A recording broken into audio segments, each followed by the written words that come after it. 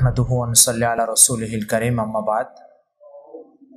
যে যেখানে বসে আমাদের এই অনুষ্ঠান দেখছেন শুনছেন সবাইকে স্বাগত জানাই।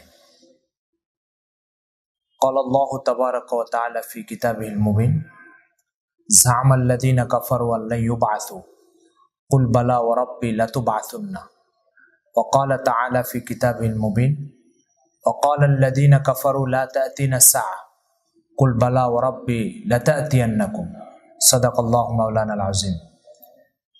প্রিয় দর্শকবৃন্দ, আজকে আমাদের আলোচনা হচ্ছে, নিশ্চয় আয়াত দুটি শুনে আপনারা বুঝতে পেরেছেন, প্রখ্যাত এক মার্কিন বিজ্ঞানী যিনি অতি সম্প্রতি ইন্তেকাল করলেন, স্টিফেন হকিংস। তিনি মাঝে মধ্যেই ইসলামের বিভিন্ন গুরুত্বপূর্ণ বিষয় নিয়ে বিভিন্ন মন্তব্য করেছেন। তার মন্তব্যগুলোর ভিতরে শীর্ষস্থানীয় একটা মন্তব্য হচ্ছে যে তিনি বলেছেন আখিরাত বলতে কিছু নাই, পরকাল বলতে কিছু নাই। এই কথা মুসলিম সমাজের উপরে খুব প্রতিক্রিয়া না ফেললেও একটা শ্রেণীর মানুষ এটাকে গ্রহণ করে খুব আনন্দিত এবং উৎফুল্ল হয়েছে, এটা অনুমান করা যায়। বিভিন্ন জন এসে আমার কাছেও এটা নিয়ে বিভিন্ন বক্তব্য উক্তি পেশ করেছে এবং বিভিন্ন মন্তব্য করেছে। তো আমরা মনে করছি এই মুহূর্তে মুসলিম সমাজকে এই মন্তব্য সম্পর্কে কিছু জানানো অপরিহার্য বলে মনে করছি। এই জন্য আমাদের আজকের এই আয়োজন। প্রিয় শ্রোতাবৃন্দ এবং দর্শকবৃন্দ, যে কথাটা আমি আজকে আপনাদের সামনে প্রথমে উল্লেখ করব সেটা হচ্ছে প্রত্যেক বস্তুর একটা সীমাবদ্ধতা আছে। আমার চোখ এখান থেকে 1 কিলোমিটার দূরে কি হচ্ছে এটা কিন্তু দেখছে না। আমার কান এখান থেকে 1 কিলোমিটার দূরে কি ঘটতেছে, কি আওয়াজ হচ্ছে এটা কিন্তু শুনছে না। আমার হাত আমার হাতের পরিধির বাইরে কোনো কিছুকে ধরতে পারছে না। তাহলে আমার চোখেরও একটা সীমাবদ্ধ পরিধি আছে, আমার কানেরও একটা সীমাবদ্ধ পরিধি আছে, আমার হাতেরও একটা সীমাবদ্ধ পরিধি আছে। দর্শকবৃন্দ, ঠিক তেমনিভাবে আমার মন মস্তিষ্ক, আমার বুদ্ধি বিবেক, এটারও একটা সীমাবদ্ধ পরিধি আছে। কারণ আল্লাহ তাআলা প্রত্যেক সৃষ্টিকে সসীম করে তৈরি করেন। সুতরাং তার হাতের পরিধি সসীম, তার চোখের পরিধিরও একটা সীমানা আছে, বুদ্ধির পরিধিরও একটা সীমানা আছে। বুদ্ধির পরিধির বাইরে যে কেউ কোনো মন্তব্য করলে সেটা কেমন হবে? যেমন এখান থেকে 1 কিলোমিটার দূরে কে কি বলছে, কে কি আওয়াজ করছে, সে সম্পর্কে আমি কোনো মন্তব্য করতে গেলে সে মন্তব্যটা যেমন অবাস্তব এবং ভুল হবে, তেমনিভাবে আমার বুদ্ধির পরিধির বাইরে কোনো কিছু সম্পর্কে যদি আমি মন্তব্য করতে চাই বা বলতে চাই, তো সেটাও আমার অবাস্তব হতে পারে, ভুল হতে পারে। স্টিফেন হকিংস তিনি একজন মানুষ, তারও চোখের, তারও কানের, তারও বুদ্ধির একটা সীমাবদ্ধতা আছে। আল্লাহ তাআলা কিয়ামতের বিষয়টাকে শুধুমাত্র তার বক্তব্যের আলোকে আল্লাহ তাআলা যা বলেছেন কোরআন মজিদে, যা নাজিল করেছেন তার রাসূল সাল্লাল্লাহু আলাইহি ওয়াসাল্লামের উপরে, সেটার উপরে ভিত্তি করে কিয়ামতের বিশ্বাসটাকে তিনি উম্মতকে অন্তরে লালন করতে বলেছেন। সুতরাং এটাকে আল্লাহ তাআলা বুদ্ধির পরিধির মধ্যে রাখেন নাই, চিন্তার পরিধির মধ্যে রাখেন নাই। যদিও কেউ চিন্তা করলে এটার পক্ষে তার বুদ্ধিকে বা বিবেককে পাবে, কিন্তু আল্লাহ তাআলা এটাকে একমাত্র তার বক্তব্যের আলোকে বিশ্বাসের মধ্যে অন্তর্ভুক্ত করেছেন। প্রিয় দর্শকবৃন্দ, আপনার অফিসের একজন বস একটি কথা যদি আপনাকে বলে, তো শুধু অফিসের বস হওয়ার কারণে যেমন আপনি তাকে বিশ্বাস করে নেন, তো আল্লাহ তাআলা আমাকে বলেছেন মৃত্যুর পরে আবার উঠিয়ে পুনরায় হিসাব নেবেন। মহান আল্লাহ তাআলা আসমান ও জমিনের মালিক। সুতরাং এই মহান বসের কথা মানতে বা বিশ্বাস করতে আমাদের কি অপারগতা, কি সমস্যা? প্রিয় দর্শকবৃন্দ, স্টিফেন হকিংসের ব্যাপারে দ্বিতীয় যে কথাটা আমরা বলবো সেটা হচ্ছে তিনি একজন পক্ষাঘাতগ্রস্ত অসুস্থ মানুষ ছিলেন। তিনি লম্বা সময়, দীর্ঘ অনেক বছর অসুস্থ অবস্থায় জীবনযাপন করেছেন। ফলে তার এই অসুস্থতার উৎস কোথায়, এটার সমাধান কি, এটা নিশ্চয়ই তিনি জানতেন না। এটা যদি তিনি জানতেন তাহলে তো তিনি চিন্তা করে গবেষণা করে এই অসুস্থতার পরিধি, তিনি অসুস্থতার সমাধানটা তিনি বের করতে পারতেন। তো তিনি তো তার শরীরের ভিতরের একটা রহস্য উন্মোচন করতে পারলেন না, তিনি তো তার শরীরের ভিতরের একটা সমস্যার সমাধান তিনি বের করতে পারলেন না।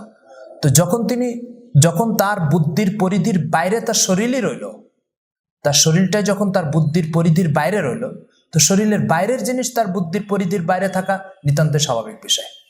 সুতরাং তার শরীরের এই পক্ষাঘাতগ্রস্ত অবস্থাটা নিয়ে আপনি নিশ্চয়ই কথা বলতে পারবেন না যে সে এটা সমাধান করতে পারত, তারপর ইচ্ছা করে সে সমাধান করে নাই, এটা আপনি বলতে পারবেন না। সে সমাধান করতে পারত কিন্তু করে নাই, এ ধারণা অবান্তর।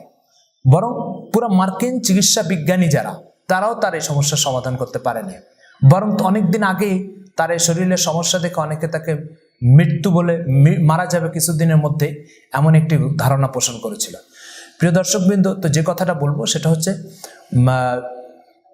স্টিফেন হকিংসের মেধা, প্রতিভা বা যোগ্যতা, তার যে বুদ্ধি, প্রতিভা, এই প্রতিভার বাইরে ছিল তার শরীরই। সুতরাং যখন তার শরীরই তার প্রতিভার বাইরে, তার শরীরের অনেক রহস্যের উন্মোচন সে করতে পারেনি, শরীরেরই অনেক সমস্যার সমাধান সে দিতে পারেনি। সুতরাং পুরা নবমণ্ডল, ভূমণ্ডল ধ্বংস হবে কি হবে না, এই বিষয়ে তার মন্তব্য নিতান্তই তার জ্ঞানের পরিধির বাইরের বিষয়। সুতরাং এটা আপনাকে মানতেই হবে যে তার শরীর সম্পর্কে খবর রাখে না, যে সে সারা পৃথিবী সম্পর্কে কি খবর রাখবে। প্রিয় দর্শকবৃন্দের, পরে যে কথাটা আমি আপনাদেরকে বলবো সেটা হচ্ছে যে স্টিফেন হকিংস তিনি মন্তব্য করেছেন পৃথিবী ধ্বংস হবে না বা কিয়ামত আসবে না। আমার প্রশ্ন হচ্ছে, আমার হাতে একটা মোবাইল দেখতে পাচ্ছেন আপনারা, এই মোবাইলটা 5 বছর বয়স দিবে না 10 বছর বয়স দিবে, এটা বলার একমাত্র অধিকার কে রাখে? যে এই মোবাইলের প্রস্তুতকারক, যে প্রস্তুত করেছে সে বলে দিবে এটা কয় বছরের বয়স দিবে বা কতদিন এটা সচল থাকবে। প্রিয় দর্শকবৃন্দ, স্টিফেন হকিংস নিশ্চয়ই এই নবমণ্ডল ভূমণ্ডলের স্রষ্টা নয়, এর স্রষ্টা হচ্ছে মহান আল্লাহ তাআলা। সুতরাং মহান আল্লাহ তাআলা যখন এটা স্রষ্টা, তো আল্লাহ তাআলা যদি বলে দেন যে পৃথিবী ধ্বংস হবে, তো স্টিফেন হকিংস যদি বলে পৃথিবী ধ্বংস হবে না, নিশ্চয়ই প্রস্তুতকারকের কথাটাই যদি গ্রহণযোগ্য হয়, তাহলে আল্লাহর কথাই এখানে গ্রহণযোগ্য, স্টিফেন হকিংসের কথা নয়।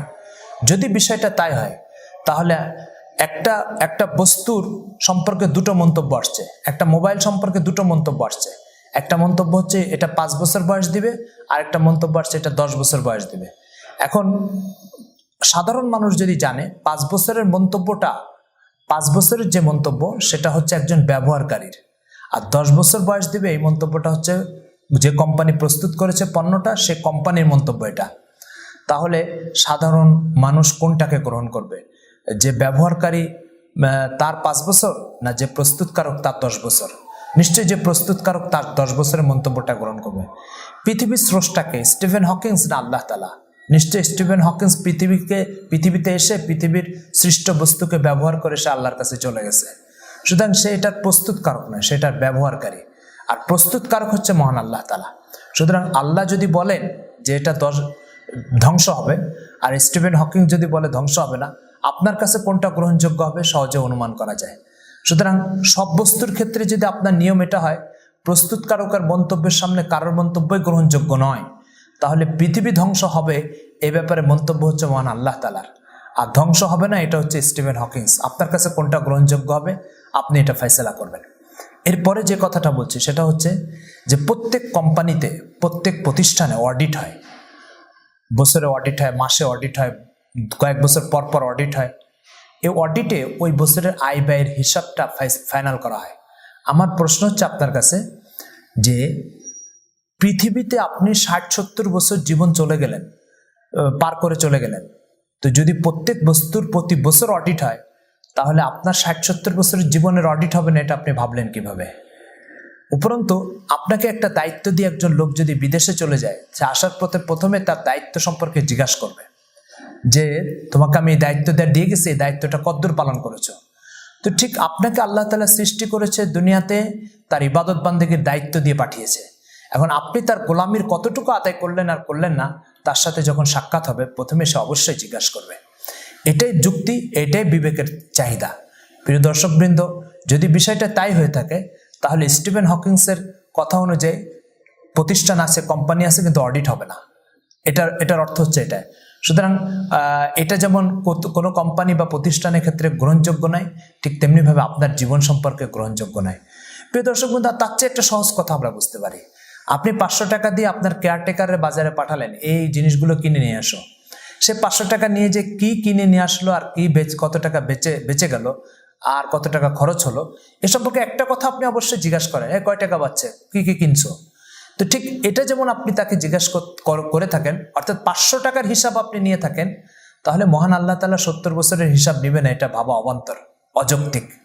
প্রিয় দর্শকবৃন্দ, আরেকটা আশ্চর্যের বিষয় হচ্ছে অনেকে আমরা ভাবি যে আল্লাহ তাআলা কি মৃত্যুর পর আবার আমাদেরকে সৃষ্টি করতে পারবেন? তো সেখানে আমাদের বক্তব্য হচ্ছে যে একটা লোক খুব তীব্র বেগে দৌড়াচ্ছে, আপনি তাকে জিজ্ঞাসা করেন আপনি কি হাঁটতে পারেন? তো যে ব্যক্তি তীব্র বেগে দৌড়াচ্ছে সে হাঁটতে পারবে না, এই প্রশ্ন অবান্তর, অযৌক্তিক, অগ্রহণযোগ্য। আল্লাহ তাআলা কোটি কোটি মানুষকে সৃষ্টি করে পৃথিবীর সামনে দেখিয়ে দিয়েছেন যে আমি এইভাবে সৃষ্টি করতেছি, করতে পারি, আরো সামনে করব। এখন এই আল্লাহকে জিজ্ঞাসা করছেন আল্লাহ কি মৃত্যুর পরে আবার তৈরি করতে পারবে? এটা যেমন অযৌক্তিক, অগ্রহণযোগ্য প্রশ্ন আল্লাহর ব্যাপারে, এটা ঠিক তেমনি অযোগ্য, অগ্রহণযোগ্য। যেমন একটা লোক দৌড়াচ্ছে, আপনি তাকে বলতেছেন আপনি কি হাঁটতে পারেন, আপনি কি দাঁড়াতে পারেন, এটা যেমন গ্রহণযোগ্য নয়, আল্লাহ তাআলার ব্যাপারে এই প্রশ্ন গ্রহণযোগ্য নয়। এরপরে যে বিষয়টা সেটা হচ্ছে, প্রিয় দর্শকবৃন্দ, স্টিফেন হকিংস বলেছে আখিরাত নাই, এটা তিনি গবেষণা করে বলেছেন। প্রশ্ন হচ্ছে সব জিনিস কখনো গবেষণার অন্তর্ভুক্ত হয় না, সব জিনিস নিয়ে গবেষণা করতে নেই। যেমন আমি একজন পুরুষ মানুষ না মহিলা মানুষ, এটা নিয়ে একজন গবেষণা করা শুরু করেছে, যে ঠিক আছে হুজুর পুরুষ মানুষ না মহিলা মানুষ এটা নিয়ে একটু গবেষণা করে। আমার যেদিন জন্ম হয়েছে সেদিনে আমার ফয়সালা হয়ে গেছে আমি নারী না পুরুষ, এটা নিয়ে গবেষণার কিছু নাই। এটা এতটাই স্পষ্ট পরিষ্কার যে গবেষণা যে অস্পষ্ট জিনিস নিয়ে করতে হয়, সে অস্পষ্ট জিনিস থেকে অনেক আগে এটা মুক্তি লাভ করেছে। সুতরাং দুনিয়ার যেদিন সৃষ্টি হয়েছে সেদিনে আল্লাহ তাআলা ঘোষণা করেছেন আমি এটাকে ধ্বংস করব, এবং ধ্বংস করার জন্য সৃষ্টি করেছে। যখন আল্লাহ তাআলা বলে দিয়েছেন যে আমি এটাকে ধ্বংস করার জন্য সৃষ্টি করেছে, তখন আরেকজন এসে এই দুনিয়ার ব্যাপারে এই মন্তব্য করলো যে এটা ধ্বংস হবে না, বা গবেষণা করলো। তো এই গবেষণাটা এরকমই যে আমি নারী না পুরুষ এটা নিয়ে একজন গবেষণা শুরু করে দিল। তো পৃথিবীর জন্মের দিনই ফয়সালা হয়ে গেছে যে এটা ধ্বংস হবে, আমি জন্মের দিনই ফয়সালা হয়ে গেছে আমি পুরুষ। সুতরাং আমাকে নিয়ে গবেষণা করা যে উনি নারী না পুরুষ একটু গবেষণা করে দেখি, এটা যেমন অবান্তর, অযৌক্তিক, তেমনি পৃথিবী ধ্বংস হবে কি হবে না এটা নিয়ে গবেষণা করার অযৌক্তিক, এটা গবেষণার বিষয় নয়। কেন? আল্লাহ তাআলা যেদিন সৃষ্টি করেছে সেদিনই ফয়সালা হয়ে গেছে যে এটা ধ্বংস হয়ে যাবে। প্রিয় দর্শকবৃন্দ, আরেকটা কথা যেটা বলবো সেটা হচ্ছে যে কোরআন মজিদের দুটো জায়গায় দুটো কথা আল্লাহ তাআলা বলেছেন। সূরা তাগাবুনের 7 নম্বর আয়াতে আল্লাহ তাআলা বলছেন জামাল্লাযীনা কাফারু আল্লা ইউবাসু, কাফিররা বলে থাকে যে তারা মৃত্যুর পরে আবার পুনরুত্থান হবে না তাদের। আল্লাহ তাআলা বলেন কুল বালা ওয়া রাব্বি লাতুবাসুন্না, আপনি বলে দেন নিশ্চিত নিশ্চিত তোমাদেরকে আবার কবর থেকে পুনরায় জীবিত করা হবে, হিসাব নেওয়া হবে। সূরা তাগাবুনের এই আয়াত থেকে বোঝা যায় যে স্টিফেন হকিংসের মতো কিছু মানুষ কালে কালে যুগে যুগে এই ধরনের কথা বলতে থাকবে। সেজন্য স্টিফেন হকিংসের কথায় বিস্মিত বা অবাক না হয়ে আপনি এটা চিন্তা করতে পারেন যে আচ্ছা স্টিফেন হকিংস এই কথা বলবে, এটা তো আল্লাহ তাআলাই বলে দিয়েছে, সুতরাং তার এই কথার মাধ্যমে কোরআনের একটা আয়াত সত্য বলে প্রমাণিত হলো। সুতরাং আপনাকে যদি কেউ বলে যে স্টিফেন হকিংস বলছে কিয়ামত হবে না, হায় হায় এটা তো একটা ভয়াবহ কথা বলে দিল, আমি না না হায় হায় না, মাশাআল্লাহ অনেক সুন্দর হয়েছে, আল্লাহ তাআলার একটা কথা যে সত্য এটা এর মাধ্যমে প্রমাণিত হয়ে গেল। সূরা সাবার 3 নম্বর আয়াতে আল্লাহ তাআলা বলছেন ওয়াকালাল্লাযীনা কাফারু লা তা'তিনা সাআ কুল বালা ওয়া রাব্বি লাতা'তিয়ান্নাকুম। আল্লাহ তাআলা সূরা সাবার এই 3 নম্বর আয়াতের ভিতরে বলছেন যে কাফিররা বলে থাকে কিয়ামত আসবে না। হে রাসূল আপনি বলে দেন অবশ্যই অবশ্যই কিয়ামত আসবে। সুতরাং এই কথার ভিতরে বোঝা যায় যে স্টিফেন হকিংসের মতো কিছু মানুষ যুগে যুগে কিয়ামত আসবে না এটা বলবে, আল্লাহ তাআলা প্রমাণ করে দিয়েছেন না কিয়ামত আসবে এবং অবশ্যই আসবে, আর সাথে সাথে এটার ব্যাপারে সন্দেহমুক্ত থাকতে বলেছে। প্রিয় শ্রোতাবৃন্দ এবং দর্শকবৃন্দ, যে কথাটা আমি আপনাদেরকে বলবো সেটা হচ্ছে আপনি এখন ফয়সালা করেন, আপনি এখন ফয়সালা করবেন যে আসলে আল্লাহ তাআলার বক্তব্য হচ্ছে আমার স্রষ্টা যিনি তার বক্তব্য হচ্ছে কিয়ামত আসবে, স্টিফেন হকিংসের বক্তব্য হচ্ছে কিয়ামত আসবে না। আপনি কোনটাকে অনুসরণ করবেন? আপনি যে স্রষ্টার সৃষ্টি তারটা অনুসরণ করবেন, না স্রষ্টার কোটি কোটি সৃষ্টির মধ্যে একজন স্টিফেন হকিংস তার কথা গ্রহণ করবেন? এটা আপনার বিবেককে জিজ্ঞাসা করলে আপনার বিবেক আশা করি আপনাকে সঠিক পথ নির্দেশনা দিবে। এই বলে আজকের আলোচনা এখানেই শেষ করছি। আল্লাহ তাআলা আমাদের সবাইকে আখিরাতের ইয়াকিন নিয়ে মৃত্যুবরণ করা আর মৃত্যুর পরে জীবনযাপন, মৃত্যুর আগে জীবনযাপন করার তৌফিক দান করুন। আসসালামু আলাইকুম ওয়া রাহমাতুল্লাহি ওয়া বারাকাতুহু।